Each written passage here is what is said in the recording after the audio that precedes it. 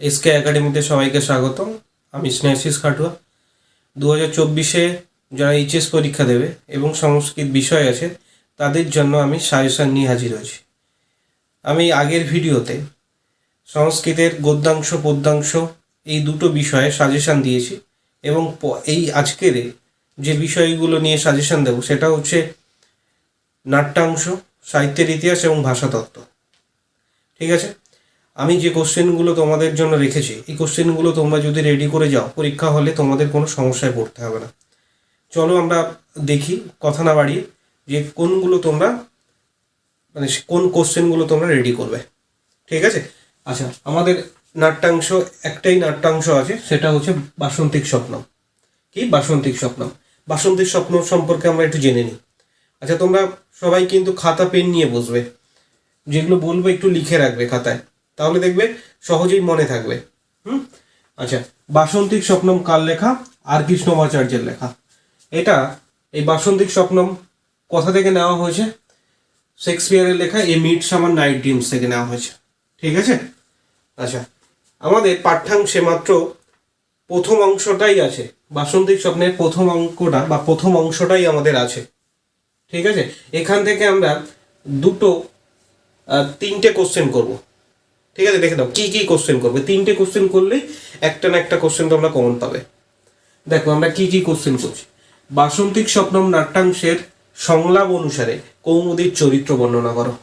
খুব important question, এই কোশ্চেনটা খুব ইম্পর্টেন্ট কোশ্চেন, তোমরা লিখে নাও। বাসন্তিক স্বপ্নম নাট্যাংশের সংলাপ অনুসারে কৌমুদীর চরিত্র বর্ণনা করো। কৌমুদীর চরিত্র বর্ণনা করো, খুব ইম্পর্টেন্ট কোশ্চেন। দ্বিতীয় কোশ্চেনে চলো। আচ্ছা দেখো, রাজা ইন্দ্রবর্মা ও কৌমুদীর কথোপকথন বর্ণনা করো। কি হচ্ছে? রাজা ইন্দ্রবর্মা এবং কৌমুদীর কথোপকথন বর্ণনা করো। ঠিক আছে, আচ্ছা এখানে একটুখানি মাথায় রাখবে, কৌমুদী তো আমরা সংস্কৃতে পড়ছি, তাই তো? এটা যখন এই মিডসামারে এই কৌমুদী কি নামে ছিল? হারমিয়া নামে ছিল। কি নামে ছিল? হারমিয়া। এগুলো একটু একটু করে লিখে রাখবে খাতায়। ঠিক আছে, রাজা ইন্দ্রবর্মা আমরা সংস্কৃতে বাসন্তিক স্বপ্নমে পড়ছি। ওটা যখন এ মিডসামার নাইট ড্রিমসে ছিল তখন কি নাম ছিল? সেই চরিত্রের নাম কি ছিল? Duke Theseus. Duke Theseus. Clear? এগুলো লিখে রাখবে। আচ্ছা, পরে তৃতীয় নম্বর কোশ্চেন, রাজার পরিণয় উৎসবের প্রস্তুতি বর্ণনা করো। ঠিক আছে, রাজার তৃতীয় নম্বর কোশ্চেনটা কি আছে? রাজার পরিণয় উৎসবের প্রস্তুতি বর্ণনা করো। ঠিক আছে, এর সঙ্গে এই সারসংক্ষেপটা যোগ করে দিলেই বা সারসংক্ষেপটা লিখলেই এই কোশ্চেনটার উত্তর ঠিকঠাক হয়ে যায়। তোমরা সারসংক্ষেপ অথবা এইটা করবে। তাহলে আমরা তিনটে কোশ্চেন করব। আর একবার রিপিট করছি, দেখে নাও। বাসন্তিক স্বপ্নম নাট্যাংশে সংলাপ অনুসারে কৌমুদীর চরিত্র বর্ণনা করো। রাজা ইন্দ্রবর্মা ও কৌমুদীর কথোপকথন বর্ণনা করো এবং রাজা পরিণয়ের উৎসবের প্রস্তুতি বর্ণনা করো বা সারসংক্ষেপ। ঠিক আছে, আমরা এই নাট্যাংশে এই তিনটে কোশ্চেন করব। এবার চলো ভাষাতত্ত্বের দিকে যাই। ঠিক আছে, ভাষাতত্ত্বে কি কি কোশ্চেন করব? ভাষাতত্ত্ব থেকে কোনো শর্ট কোশ্চেন থাকবে না, এখান থেকে শুধু ওয়ার্ড কোশ্চেন, 5 নম্বরে ওয়ার্ড কোশ্চেন থাকবে। ঠিক আছে, ভাষাতত্ত্বের দুটো কোশ্চেন আসবে, তার মধ্যে তোমাদের একটা করতে হবে। দেখো কি কি কোশ্চেন আমরা এখান থেকে দুটো কোশ্চেনই করব। দুটো কোশ্চেন করলে তোমরা একটা না একটা কমন পাবে। মাত্র দুটো কোশ্চেন করবো, একটা কমন পাবে। দেখো, ইন্দো ইউরোপীয় ভাষা গোষ্ঠীতে সংস্কৃতের স্থান নির্ধারণ করো। কি বলা হয়েছে? ইন্দো ইউরোপীয় ভাষা গোষ্ঠীতে সংস্কৃতের স্থান নির্ধারণ করো। খুব ইম্পর্টেন্ট কোশ্চেন, এটা ভালো করে করতে হবে, মাথায় রাখো। দ্বিতীয় নম্বর কোশ্চেন, ইন্দো ইউরোপীয় ভাষা গোষ্ঠীর পরিচয় দাও এবং 2টি প্রধান ও 10টি উপশ্রেণীর নাম লেখো। এই কোশ্চেনটা একটু বুঝে নাও। ইন্দো ইউরোপীয় ভাষা গোষ্ঠীর পরিচয় দাও, এটা তো এই কোশ্চেনটা বুঝতে পারছো যে ইন্দো ইউরোপীয় ভাষা গোষ্ঠীর পরিচয় দাও এবং পরে যেটা আছে 2টি প্রধান ও 10টি উপশ্রেণীর নাম লেখো। এই কোশ্চেনটা আলাদা করে তোমাদের পরীক্ষায় এসছে অনেকবার। ঠিক আছে। তো আমরা যখন ইন্দো ইউরোপীয় ভাষা গোষ্ঠীর পরিচয়টা দেব, সঙ্গে সঙ্গে আমরা এই দুটি প্রধান আর 10টি উপশ্রেণীর নাম মানে লিখে নেব বা নোটে রাখবো। ঠিক আছে, তাহলে এই কোশ্চেনটা যখনই করবে, মানে একটাই কোশ্চেন করলে এই দুটো কোশ্চেনের উত্তর দেওয়া যায়। ঠিক আছে, দুটি প্রধান শাখা কি আছে? কেন্তুম আর সত্যম বা শতম, তাই তো। আর তার যে 10টি উপশ্রেণী আছে সেগুলোর নামগুলো জাস্ট মনে রাখবে। ঠিক আছে, তাহলেই একটা কোশ্চেন করলে হয়ে যাবে। ক্লিয়ার? তাহলে ভাষাতত্ত্ব থেকে আমরা দুটো কোশ্চেন করছি। এক, ইন্দো ইউরোপীয় ভাষা গোষ্ঠীর সংস্কৃত স্থান নির্ধারণ করো, আর দ্বিতীয়টা কি হচ্ছে, ইন্দো ইউরোপীয় ভাষা গোষ্ঠীর পরিচয় দাও এবং দুটি প্রধান ও 10টি উপশ্রেণীর নাম লেখো। ঠিক আছে, এবার আমরা চলে যাব সাহিত্যের ইতিহাসে। আচ্ছা, আমি বোর্ডে লিখে নিয়ে আসছি।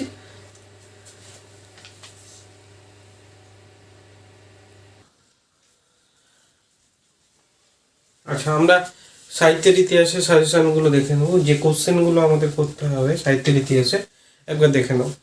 আচ্ছা, সাহিত্যের ইতিহাসে 3টে পার্ট আছে, মাথায় রাখবে। এই 3টে পার্ট কি কি?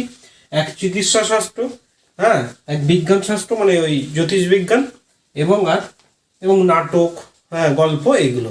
ঠিক আছে, এই 3টে। তা আয়ুর্বেদ শাস্ত্র থেকে আমরা যে দুটো করব সেটা হচ্ছে সুশ্রুত সংহিতা আর চড়ক সংহিতা। খুব ইম্পর্টেন্ট এবারের জন্য, সুশ্রুত সংহিতা এবং চড়ক সংহিতা খুব ইম্পর্টেন্ট। হ্যাঁ, এই দুটো ভালো করে করলে খুব ভালো করে রাখবে এই দুটো, সুশ্রুত সংহিতা এবং চড়ক সংহিতা, আয়ুর্বেদ শাস্ত্র থেকে। ঠিক আছে। আচ্ছা, এবার বিজ্ঞান থেকে আমরা কি করব? বরাহমিহির সম্পর্কে যা জানো লেখো। বরাহমিহির যে গ্রন্থগুলো লিখেছেন, হ্যাঁ, বৃহৎ সংহিতা, সেগুলো সম্পর্কে একটু জানতে হবে। আর শূদ্রকের নীতিদীর্ঘ প্রবন্ধ লেখো। আচ্ছা, শূদ্রকের লেখা নাটকের নাম কি বলতো? শূদ্রকের লেখা নাটকের নাম হচ্ছে মিচ্ছকটিক। ঠিক আছে, মিচ্ছকটিকের গল্পটা একটু জেনে যাবে, শূদ্রক সম্পর্কে একটু জেনে যাবে। ঠিক আছে। আচ্ছা, আরেকটা খুব কোশ্চেনটা শর্ট কোশ্চেনই আছে, খুব মানে ইম্পর্টেন্ট, যে মিচ্ছকটিক কথার অর্থ কি? মিচ্ছকটিক কথার অর্থ মাটির গাড়ি। কি বলতো? মাটির গাড়ি। আচ্ছা, তাহলে সাহিত্যের ইতিহাস থেকে আমরা একটু বেশি কোশ্চেন আমাদের করতে হবে। হ্যাঁ, তো আশা করি এর মধ্যে থেকেই আসবে, এর বাইরে আসবে না। সাহিত্যের ইতিহাসে কি আমরা আয়ুর্বেদ শাস্ত্র থেকে করছি সুশ্রুত সংহিতা, চড়ক সংহিতা, আর বিজ্ঞান শাস্ত্র থেকে করছি বরাহমিহির, বরাহমিহির বৃহৎ সংহিতা সঙ্গে থাকছে। বরাহমিহির পড়লে বৃহৎ সংহিতা তুমি হয়ে যাবে।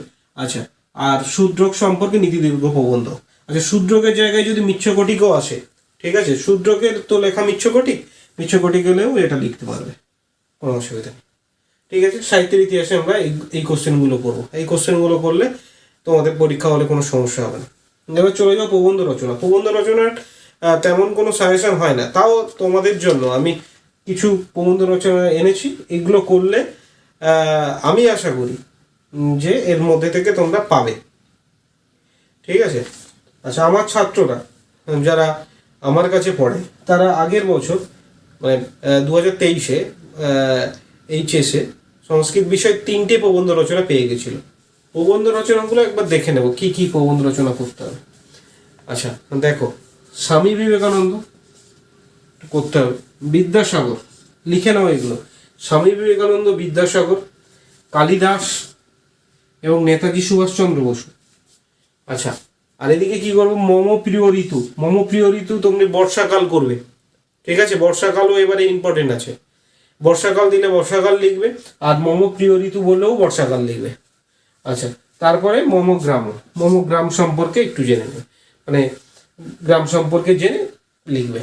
ঠিক আছে, তাহলে আমরা সংস্কৃতের যেসব কোশ্চেনগুলো 5 নম্বরে আসার সেগুলো নিয়ে আমরা আলোচনা করেছি। আমাদের প্রথম ভিডিওতে আছে গদ্যাংশ, পদ্যাংশ, আর আমরা আজকে যে ভিডিওটা করলাম, আজকের যেটা আছে নাট্যাংশ, সাহিত্যের ইতিহাস এবং ভাষাতত্ত্ব এবং প্রবন্ধ রচনা। ঠিক আছে, এই কোশ্চেনগুলো করো, পরীক্ষার সময় বা পরীক্ষার হলে তোমাদের কোনো সমস্যা হবে না। আচ্ছা, ভালো করে পড়াশোনা করো, ভালো রেজাল্ট তোমরা করবেই এবং সফল তোমরা হবেই। আচ্ছা, আমরা পরের ভিডিওতে তোমাদের জন্য এবিটি এর কোশ্চেন, প্রত্যেকটা স্কুলের কোশ্চেন, এসএ কোশ্চেন, এমসিকিউ সবগুলো সলভ করাবো। আমার সঙ্গে থেকো, ভালো লাগলে লাইক, কমেন্ট এবং শেয়ার করো বন্ধু বান্ধবকে যাদের সংস্কৃত বিষয় আছে।